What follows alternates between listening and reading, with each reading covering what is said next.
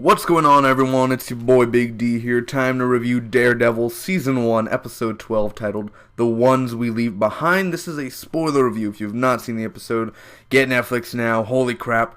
What are you doing? Watch Netflix, baby. It should take me less than, 2 minutes to recap the episode, pros and cons, final score at the end. And check out my other 11 episodes, man. An update, I've already finished Season 1. Frickin' amazing. Better than Agents of S.H.I.E.L.D., although, because, ABC, they can't do any of this realistic crap. They have to go all family soft on us. I should just point that out. No offense to Phil Coulson, my boy. Coulson lives forever in our hearts. Anyway, beginning, Karen throws the gun in the ocean that she killed Wesley with. And I love it because she just goes home, she drinks, and she just goes to bed, and she dreams of Kingpin hurting her. And he's like, "It's not easy killing someone, but trust me, it gets easier." I love that. Anyway, Matt and Foggy, they're still not talking. Foggy's still being a little bitch. Vanessa wakes up, man, and she, there's Fisk, and he says, just saying, like, "I made arrangements for you to get out of the country." And she's like, "No, I stay with you, Mr. Fisk." So Fisk goes to Wesley, and just an emotional moment, man, where he just says, he beats up one of his men, and he's like, "He was my friend." And, he has anger issues, man, but he kisses Wesley on the forehead, and it's a very emotional moment because, that was his friend, dude, and he's gone, and it's very well portrayed and acted and written. So Foggy is trying to get help from Marcy, and Matt is going after Gal's blind walker, and I love it. I mean, it's the middle of the day, and here you have Matt parkouring through the rooftops, like 2-3 minutes worth of parkouring, and I like it how he runs, and he throws his stick. Does he ever go back for the stick? I don't even know, he's blind, I get it, and he could see maybe a little bit, a world on fire, but still, how does he not fall? I don't get it. I mean, you could hear, but you can't see the obstacles. How does he do it? It's so crazy. And he flips like Spider-Man. It reminds me of Spider-Man on the rooftop, and I was like, oh my gosh. I was having a nerdgasm there. I was like, That was amazing.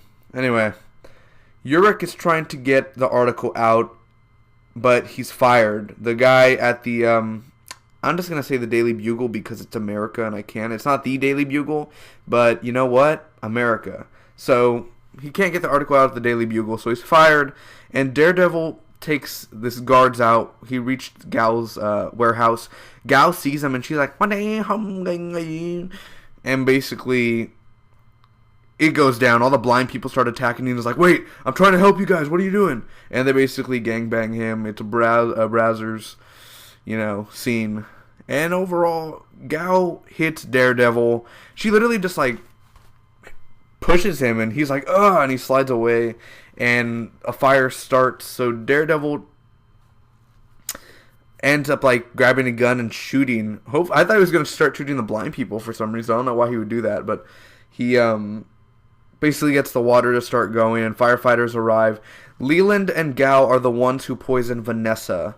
So that wasn't a huge surprise. I was kind of like, Leland is, I never liked him for one thing, so I'm kind of glad that this would get Kingpin angry in the future. So Fisk visits Urich, and he chokes him, man. And I don't get how Urich couldn't even tell that Kingpin, a big fat dude, is not in the same room with him. I don't know how. He couldn't even hear his breathing or whatsoever. But that was intense. Kingpin was sneaked up on Karen in her dreams, and now he's sneaking up in real life in Urich's apartment. And he's like, "Mr. Urich, I am not here to threaten you. I am here to kill you." And then he just goes up and chokes him, and he kills Urich. Urich is dead because, "You brought my mother into this." And yeah, that's basically it. That's the episode, man. The ones we leave behind. Now, my pros. I just love Fisk, man. Vincent, I can't say the name of the actor, man, but I've seen him in many projects. He's a lovely man. And I love, Kingpin just shines in this episode overall. And I love the ending. I'm kind of sad that Urich is dead because I was kind of starting to like him. This episode, I was like, you know what? he's not a bad dude. He's pretty cool. He brought humanity into it. I love it over all the episodes. And then he dies. But, Yurik. Wesley died last episode. Great episode to send off Wesley. This was a great way to send off Yurik. I think Yurik went out. You know, he was like, you think I'm afraid of you threatening me, cuz? I ain't afraid of you. And then basically, yeah, he died. But when his legs were shaking, I was shaking, man. I was scared. I felt bad for Yurik, man. And the actions and the effects, the fire effects, and just those mini effects are beautifully done. The parkour, I do love the parkour scenes. That was probably one of my favorite scenes out of the whole series, is just seeing him flip. And he doesn't have to do flips. That's just to show off. I love it. I love the acting in this episode, and I love the opening, and I love how Kingpin and Wesley, and just the way it's beautifully shot. And that's one of the great things about this whole season, is the shooting of the cinematography is beautifully, masterfully shot. Kingpin saying goodbye to Wesley got me sad, and I just, again, love the opening where Karen is paranoid. Now, my only cons is I'm not surprised on Leland and Gal left, and of course there's some Easter eggs saying that about, like, Iron Fist, and that she is the mother of something, like, she's going to a supernatural type of world. She's like, it is way beyond your world. And then basically, I don't like how it doesn't show Foggy much, even though Foggy was just being, a little bit bitchy. He was, like, sleeping with Marcy in the beginning, and then that's it. Like, he gives her a record and says, 5 minutes, just read it. And then it doesn't show him again. I mean, you had 30 minutes to show him, and you didn't show him one bit. Also, I just wasn't feeling it this episode overall, as in, it was the first episode I saw in the morning. So maybe I just wasn't emotionally attached yet. I mean, not emotionally attached, I was probably, like, just getting used to it. Because you just can't wake up and watch one episode and be like, it'd be different if you watch 5 hours straight. You'd be, like, super attached to it, but you'd have feeling to it. But when you wake up in the morning, you watch it, you don't have that feeling attached to it until an episode goes by. Then you're like, okay, I'm back to it, baby. Overall, I'm going to give this episode a B+. Thank you guys so much for hearing this review. I hope all of you enjoyed. I'll see you for my next episode, which will be Season 1, Episode 13, the season finale of Daredevil. Again, hit that like button if you guys are enjoying Daredevil so far, and if you're enjoying my review.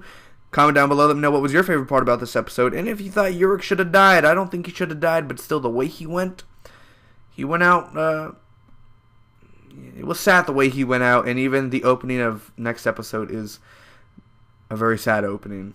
Anyway, see y'all for the next one. May the spot be with you always.